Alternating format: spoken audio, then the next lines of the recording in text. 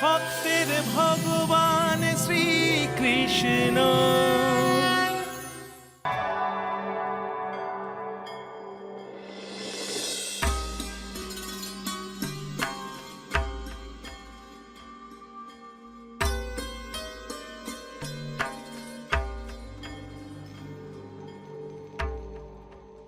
ঋষিবর শাণ্ডিল্য, আমি এক বিচিত্র সমস্যা নিয়ে আপনার শরণাপন্ন হয়েছি। আপনি আমাকে মার্গদর্শন করেন। তুমি সন্তান সম্ভবা।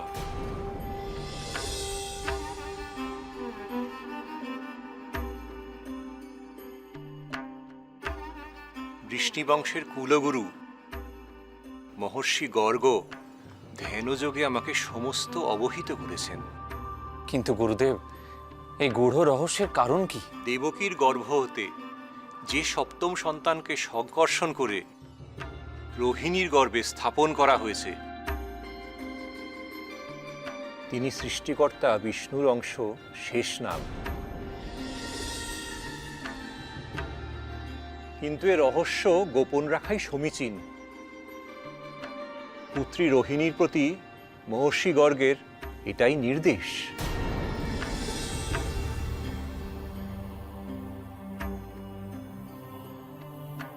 পূর্বজন্মে তুমি ছিলে মহর্ষি কশ্যপের দ্বিতীয় পত্নী কদ্রু,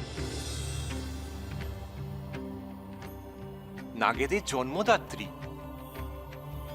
এবং সংসারে নাগমাতা রূপে পরিচিত ছিলে। বসুদেব ছিলেন মহর্ষি কশ্যপ এবং তাঁর প্রথমা স্ত্রী অদিতি হল দেবকী।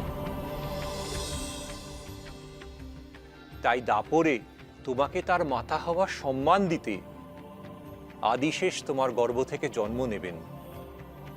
পুত্রী, তুমি তোমার স্বামীর ঔরসজাত সন্তান গর্ভে ধারণ করেছ।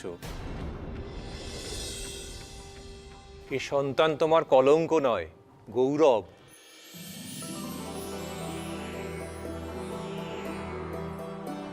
বৎস নন্দরাজ, মা ভগবতী পুত্রী যশোদাকে স্বপ্নে যে আশীর্বাদ করেছেন তাও সম্পূর্ণ সত্য।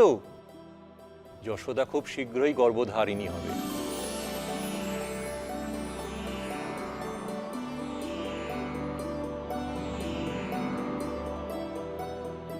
সৌভাগ্যবতী ভব। আমি খুব শীঘ্রই তোমাদের উভয়কে নিয়েই যজ্ঞ করব।